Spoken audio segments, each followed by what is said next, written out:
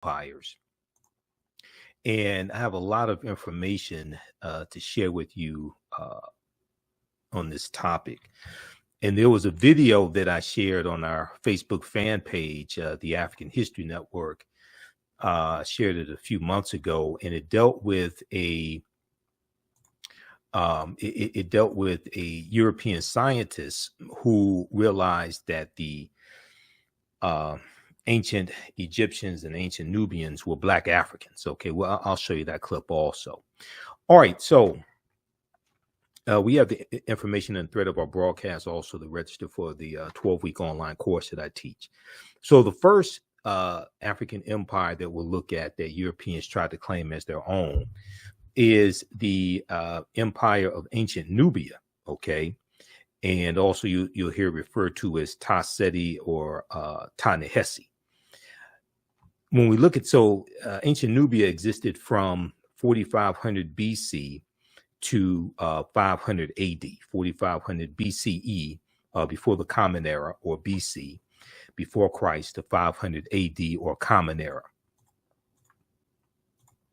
Now, ancient Nubia, or Ta Seti, also known as Kush, the region was known as Kush, was a region along the Nile River located in northern Sudan and southern Egypt. So today, the lower portion of the Sudan, the upper portion of the Sudan and the lower portion of Egypt historically was known as Nubia. All right. And we know that the geographical boundaries that exist today in the 54 African nations largely are the result of the Berlin Conference of 1884 and 1885 that was presided over by German Chancellor Otto von Bismarck.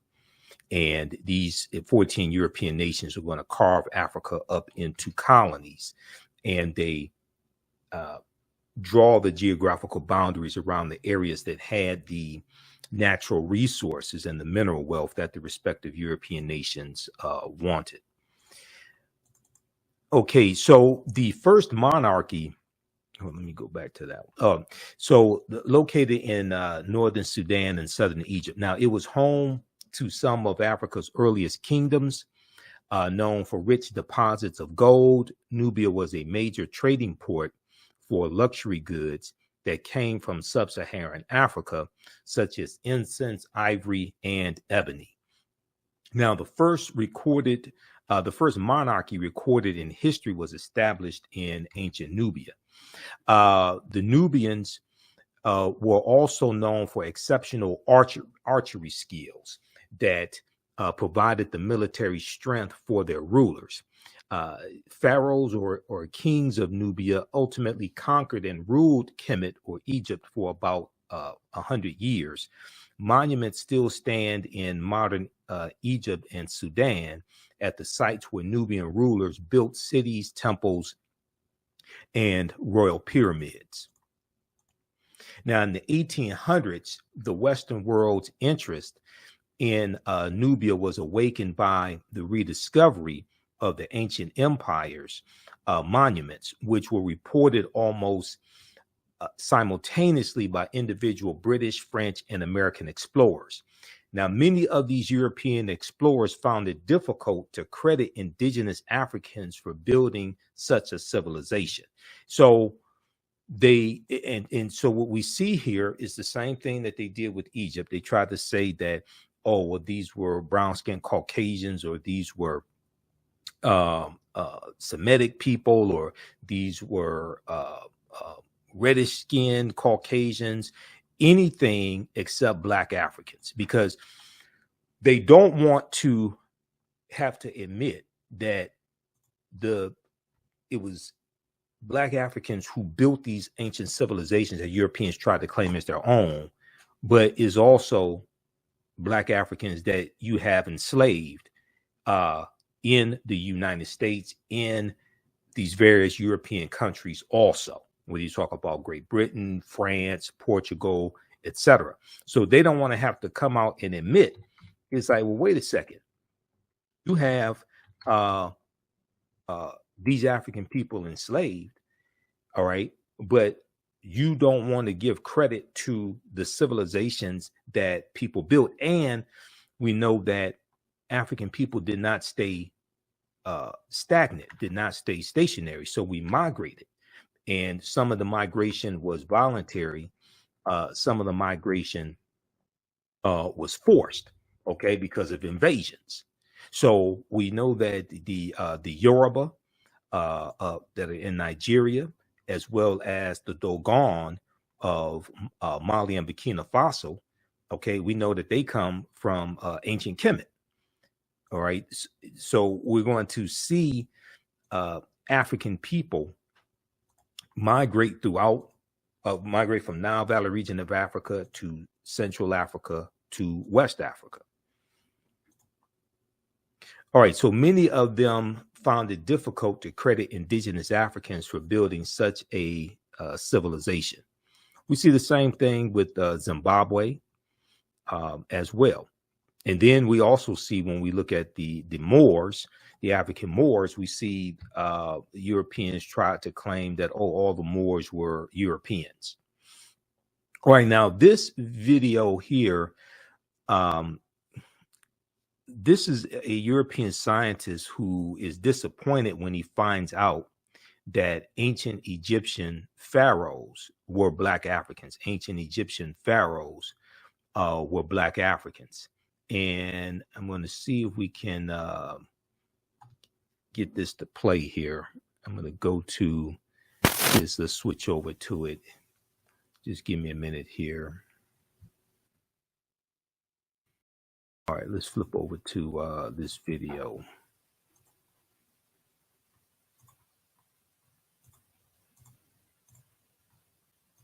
All right, let's. Nubian feature, which means that the ruling family was probably Nubian, and that was unexpected. Examining Shammai's anatomy closely, the thickness of his bones and the shape of his nasal cavity, the anthropologists think he was a Black African, likely from neighboring Nubia. A huge revelation that challenges the prevailing image of the Egyptian ruling class. We always thought the ancient Egyptian elite were Mediterranean type, and in this sense, Shammai is representing the society of the frontier, in which different ethnic groups were mixed. At the end, it doesn't matter the color of your skin. Shammai was Egyptian. Okay, so I want to start that from the beginning. So just a second here. Let me refresh that. So he said at the end, it doesn't matter the color of your skin. He was Egyptian, but he doesn't want to say who the ancient Egyptians were. A surprise for Alejandro. Shammai's ethnicity. Well, they have just told me that Shammai had a Nubian feature, which means that the ruling family was probably Nubian, and that was unexpected. Examining Shammai's anatomy closely, the thickness of his bones and the shape of his nasal cavity, the anthropologists think he was a Black African, likely from neighboring Nubia. A huge revelation that challenges the prevailing image of the Egyptian ruling class. We always thought the ancient Egyptian elite were Mediterranean type, and in this sense, Shammai is representing the society of the frontier, in which different ethnic groups were mixed. At the end, it doesn't matter the color of your skin. Shammai was Egyptian. Okay, so why would you think that the ruling class in ancient Egypt, ancient Kemet, was Mediterranean? See, they said they were shocked. They were stunned. They were stunned that he's Black African. Really? These are the type of games that they play. Okay, these are the type of games that they play, and then they're so shocked. Oh my God, these are Negroes. Oh my God, you mean like the Negroes that we enslaved and told the world were inferior, right? And never contributed anything to world civilization. never built societies, etc. We made it illegal for them to learn to read and write when they gave reading and writing and literature to world civilization. They created world civilization. Oh my God. We can't let the world know this. Okay. All right. Now, during the 1840s, German Egyptologist Carl Richard Lepsius, who lived from 1810 to 1884, asserted confidently that the Greek term Ethiopian, when referring to the ancient civilized people of Kush, did not apply to Negroes, but was used to describe reddish-skinned people closely related to the Egyptians who belonged to the Caucasian race. And when you read Nile Valley Contributions to Civilization by Tony Browder, which is one of the books that we use in the 12-week online course that I teach, Ancient Kemet, the Moors, and the Ma'afa, Understanding the Transatlantic Slave Trade, what they didn't teach you in school. And our next class is Saturday, March 18th, okay, 2 p.m. Eastern Standard Time.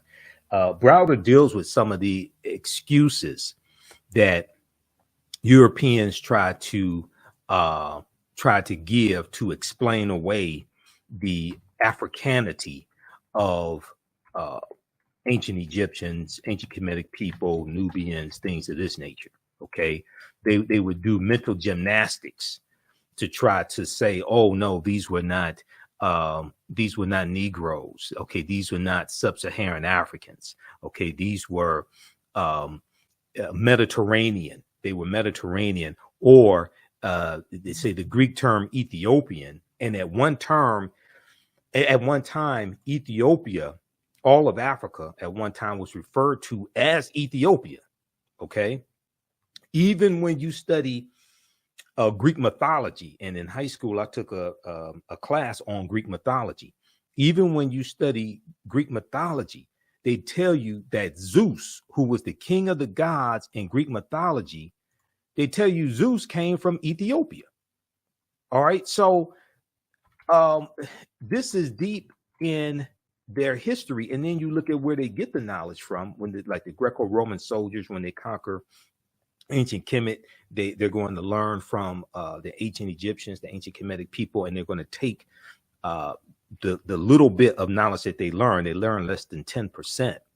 They're going to take the little bit of knowledge that they learned. They take it back to Greece and Rome, but they take it to other parts of the world. They also take it to Ireland as well. Okay, so they said that during the 1840s, German Egyptologist Carl Richard Lepsius said that the Greek term Ethiopian, when referring to the ancient civilized people of Kush, did not apply to Negroes, but was used to describe reddish-skinned people closely related to the Egyptians who belonged to the Caucasian race. Was he trying to imply that Negroes were not civilized? Is that what he was trying to imply? Now, Nubia was the first recorded monarchy. Now, ancient Kemet, or Egypt, is the first major civilization in Africa for which records are abundant. It was not, however, Africa's first kingdom. A March 1st, 1979 New York Times front page article written by journalist Boyce Rensberger reported, quote, evidence of the oldest recognizable monarchy in human history, preceding the rise of the earliest Egyptian kings or pharaohs or Nasubites by several generations, has been discovered in artifacts from ancient Nubia.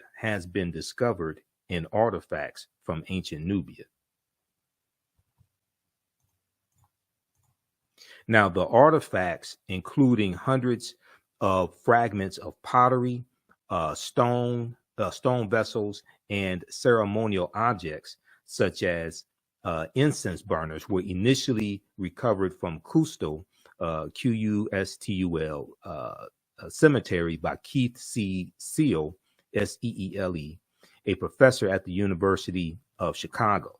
Okay, now what is a monarchy? What is a monarchy? Right, now a monarchy is a political system based upon the undivided sovereignty or rule of a single person. So like a king, could be a queen as well. All right. The term applies to states in which supreme authority is vested in the monarch, and who is an individual ruler who functions as the head of state. An individual ruler who functions as the head of state and who achieves his or her position through heredity, usually through heredity. Most monarchies allow only male succession from father to son. Okay. For more information, check out Britannica.com. They have some good basic information on what a monarchy is. Okay. And it's listed under monarchy. Now, ancient Nubian artifacts yield evidence of earliest monarchy. This was a March 1st, 1979 New York Times article. Okay. And in the article, it says evidence of the oldest recognizable monarchy in human history, preceding the rise of the earliest Egyptian kings by several generations, has been discovered in artifacts from ancient Nubia in Africa. Until now, it had been assumed that at the time, the ancient Nubian culture, which existed in what is now northern Sudan and southern Egypt, had not advanced beyond a collection of scattered tribal clans and chiefdoms. The existence of rule by kings indicates a more advanced form of political organization. Okay, indicates a more advanced form of political organization in which many chiefdoms are united under a powerful and wealthier ruler. The discovery is expected to stimulate a new appraisal of the origins of civilization in Africa, raising the question of to what extent later Egyptian culture may have derived its advanced political structure from the Nubians.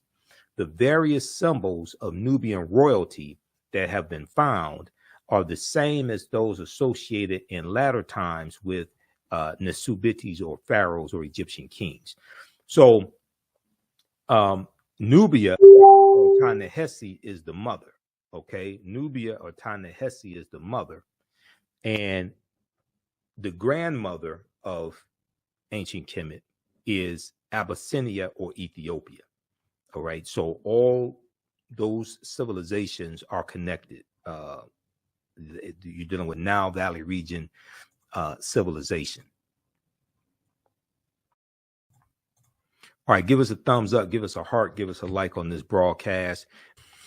Okay, so the discovery is expected to stimulate a new appraisal of the origins of civilization in Africa, raising the question of to what extent latter Egyptian culture may have derived its advanced political structure from the ancient Nubians. The various symbols of Nubian royalty that have been found are the same as those associated in latter times with ancient Egyptian kings or pharaohs. The new findings suggest that the ancient Nubians may have reached this stage of political advancement as long ago as 3300 BCE, before the Common Era, or BC, before Christ, several generations before the earliest documented Egyptian king. The discovery is based on the study of artifacts from ancient tombs excavated 15 years ago, now 15 years prior to 1979. Okay, 15 years ago, in an international effort to rescue archaeological deposits before the rising waters of the Aswan Dam covered them. Okay, so read this article from March 1st, 1979, from the New York Times. Ancient Nubian artifacts yield evidence of earliest monarchy. This is ancient Kemet, the Moors, and the Ma'afa, understanding the transatlantic slave trade, what they didn't teach you in school. Class number 1 starts up Saturday, June 24th, 2023. Register right now. Visit our website, theafricanhistorynetwork.com, theafricanhistorynetwork.com. So when you visit our website, you scroll down the page, you see the information for our Sunday night radio show, the African History Network show, 9 p.m. to 11 p.m. Eastern Standard Time on 9:10 a.m. Superstation WFDF, and we broadcast on our social media platforms. You see our PayPal, Cash App information here as well. And then 12-week online course. So we do the sessions live. All the sessions are archived and recorded. This class is on sale $80, regularly $130. You can register for the full 12-week online course here. When you click on that link, it takes you to the next page. And on the next page, just click on enroll. Right here, the purple button, enroll. As soon as you register, you can start watching the content, okay? And we do the sessions live. All the sessions are archived and recorded. You can go back and watch this anytime. A year from now, 2 years from now, you can go back and watch the entire class. You don't have to be in class live or don't take attendance, anything like that. We have a live text chat also. In class, you can see me, I can't see you. We have a live text chat, so you can ask questions in class as well, okay? And we have a bundle pack where you get this class and the second class that I teach, Black resistance movements from the Haitian Revolution, U.S. Civil War, Civil Rights Movement, and Black Power Movement, 1800 to 1968. I teach that class on Sundays, 2 p.m. to 4 p.m. Eastern Standard Time. And that class, we deal with so much history. We deal with that crucial period of time leading up to the Civil War, and after slavery ends, in the Reconstruction era, Jim Crow era, Great Migration, World War I, World War II, Civil Rights Movement, Black Power Movement, to understand what happened to us after slavery ended, what were the laws and policies put in place to put us where we are, to bring us to where we are today, to understand where we need to go from here. So your understanding of politics, and politics is the legal distribution of scarce wealth, power, and resources, and the writing of laws, statutes, ordinances, amendments, and treaties, their adoption, interpretation, and enforcement. Your understanding of politics is directly related to your understanding of history. So the more you understand history, the better you understand politics, the better we understand how all these policies impact us and how to engage in politics. And this is why you hear me say we have to stop telling African Americans to exercise your right to vote. You don't vote for exercise. If you want to exercise, you go to the gym and work out. You vote for power. Politics is the legal distribution of scarce wealth, power, and resources, and the writing of laws, statutes, ordinances, amendments, and treaties, their adoption, interpretation, and enforcement. So we have to understand history, economics, law, and politics to be able to put together agendas, to be able to organize and force our agenda and get policies put in place that are beneficial to African Americans, and what's good for African Americans are good for America in general. All right, so visit our website, theafricanhistorynetwork.com. You can register for this class. Class number 1 is Saturday, June 24th. Class number 2 is Saturday, July 1st. Class number 3 is Saturday, July 8th. And this is 2 p.m. to 4 p.m. Eastern Standard Time. We have the link for the class in the thread of the broadcast. You can register right now. We have bonus content already uploaded that you can start watching, and you'll also get 5 of my lectures free included with the registration of this course. They will be in the video library, so you can stream 5 of my lectures also. If you want to support the African History Network, and if you if you want to pay through Cash App, you can do so right through our website. Right on the homepage of our website, our Cash App information is there. $ the AHN show through Cash App, or through PayPal, paypal.me/the AHN show. And this is our Cash App account, and we have the link on the homepage of our website because there's some fake African History Network Cash App accounts out there, and I'm still trying to get them shut down. So when you scroll down our website, we have our Cash App information. Click right here, and it takes you to our Cash App link. It's $, the AHN show, SHOW. And when you go to it, it will say Michael also. So we have that there, and our PayPal information is here as well. PayPal.me/the AHN show. All right. So we'll hope to see you in class this Saturday. Remember, right knowledge corrects wrong behavior. It's not over till we win. Wakanda forever. And we'll talk to you next time. Peace.